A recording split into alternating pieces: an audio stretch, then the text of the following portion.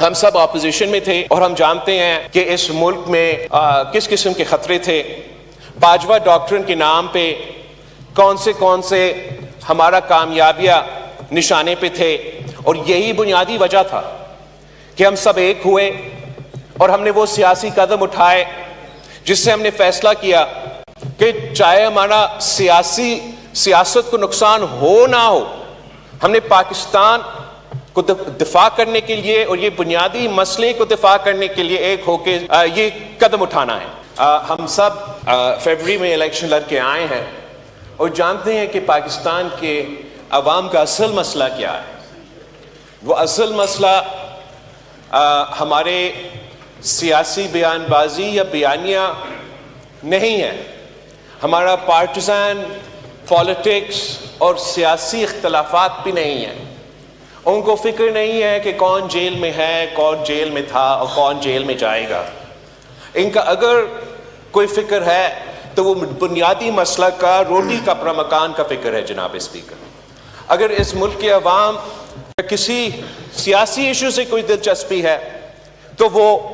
معاشی مشکلات، معاشی بحران، بڑھتی ہوئی مہنگائی، بے روزگاری اور غربت میں دلچسپی ہے. اور وہ جب سیاست کی طرف دیکھتے ہیں، عوام کی طرف دیکھتے ہیں،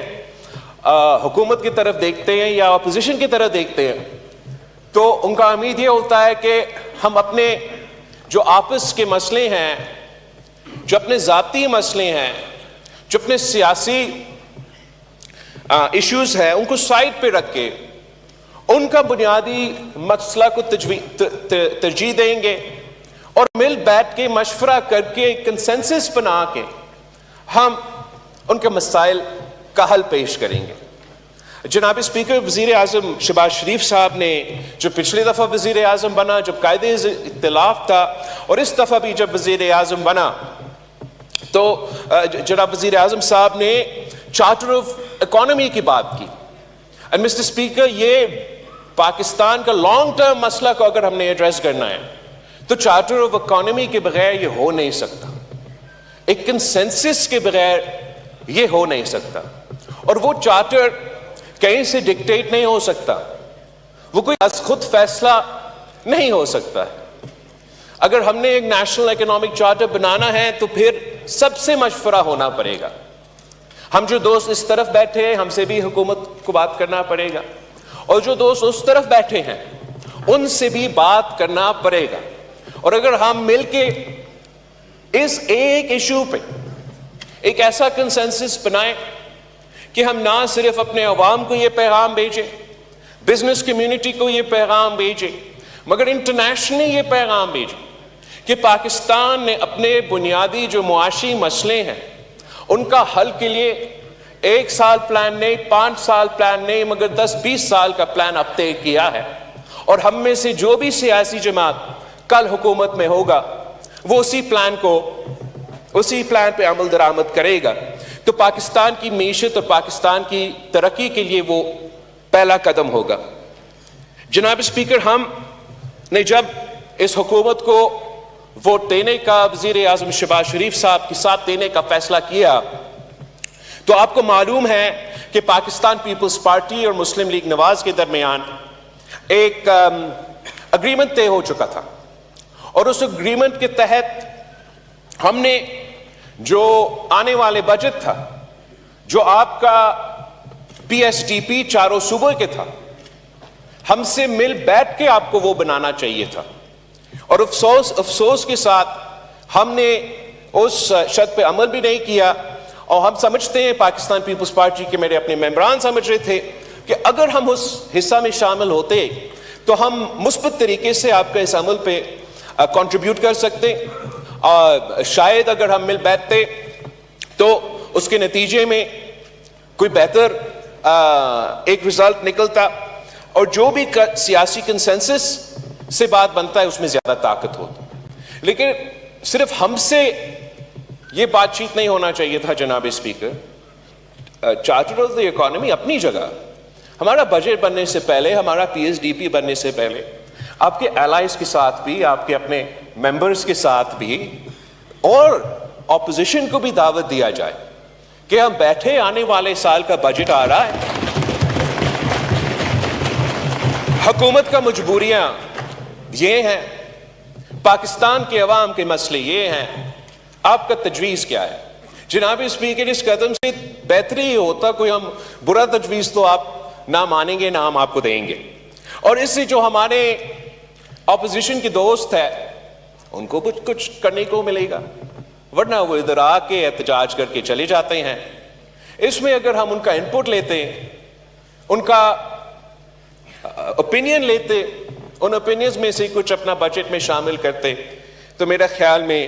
سیاسی طور پہ آپ کی جیت ہوتا اور پاکستان کو معاشی طور پہ بھی ہم بہتر فیصلے لیتے۔ جیسے بھی ہے جناب اسپیکر، پاکستان کے معاشی حالات کسی سے ڈکی چھپی نہیں ہیں، اور چاہے ہم اس طرف بیٹھے ہیں یا اس طرف بیٹھے ہیں، چاہے ہمارا سیاسی اختلاف ہو یا نہ ہو، امید ہے کہ ہم سب اس بات کی دعا گو ہے کہ وزیر اعظم صاحب اور ان کی ٹیم اس قدم میں کامیاب ہو کہ ہم پاکستان کو اس مشکل سے نکالیں۔ ہم سب اپوزیشن میں تھے اور ہم جانتے ہیں کہ اس ملک میں کس قسم کے خطرے تھے، باجوہ ڈاکٹرن کے نام پہ کون سے ہمارا کامیابیاں نشانے پہ تھے، اور یہی بنیادی وجہ تھا کہ ہم سب ایک ہوئے اور ہم نے وہ سیاسی قدم اٹھائے جس سے ہم نے فیصلہ کیا کہ چاہے ہمارا سیاست کو نقصان ہو نہ ہو، ہم نے پاکستان کو دفاع کرنے کے لیے اور یہ بنیادی مسئلے کو دفاع کرنے کے لیے ایک ہو کے یہ قدم اٹھانا ہے۔ اس میں ہمارا 18ویں ترمیم شامل تھا، اس میں ہمارا NFC ایوارڈ شامل تھا، اور اس میں ہمارا بے نظیر انکم سپورٹ پروگرام کو ختم کرنے کا سازش بھی شامل تھا۔ اب جبکہ ہم سب ساتھ ہیں، حکومت وقت نے ایک ایسا فیصلہ لیا کہ وہ بے نظیر انکم سپورٹ پروگرام کو اضافہ کر رہے ہیں، اور یہ ایک ہی ٹول ہے جناب، اس میں چاہے آپ نے غربت کا مقابلہ کرنا ہے یا کوئی آفت آئے، کوئی قدرتی آفت آئے، جیسے کہ جب سیلاب آئے تھے تو وفاقی حکومت کے پاس کوئی ٹول نہیں تھا کہ وہ عام پبلک کو ریلیف پہنچا سکے، صرف اور صرف بے نظیر انکم سپورٹ پروگرام تھا جس کے تھرو ہم نے ان مشکل دنوں میں عوام کو ریلیف پہنچایا تھا۔ اور یہ بہت افسوس کی بات ہے کہ کسی ڈاکٹرن کے نتیجے میں ہمارا جوائنٹ ایسا ایک منصوبہ جو انٹرنیشنلی اور دنیا بھر میں امپلیمنٹ کیا جا رہا ہے، نقل کیا جا رہا ہے کہ پاکستان میں ایسے کوئی سازش ہو کہ اس کو ختم کیا جائے۔ میں تجویز کرتا ہوں پاکستان پیپلز پارٹی انشاءاللہ تعالیٰ اس کو آگے اس پہ کام کرے گی، اور آپ سب کو اپوزیشن سمیت اس عمل میں شامل کریں گے کہ ہمیں بے نظیر انکم سپورٹ پروگرام کو کانسٹیٹیوشنل پروٹیکشن دلوانا چاہیے جناب، اس میں تاکہ کوئی آگے جا کے ایسے کوئی سازش کامیاب نہ ہو۔ ہمیں وہ تحفظ اپنی غریب ترین عورتیں کو، اس ملک کے غریب طبقہ کو دلانا چاہیے کہ آگے جا کے انشاءاللہ تعالی یہ منصوبہ جاری رہے گا جیسے وہ آج چل رہا ہے۔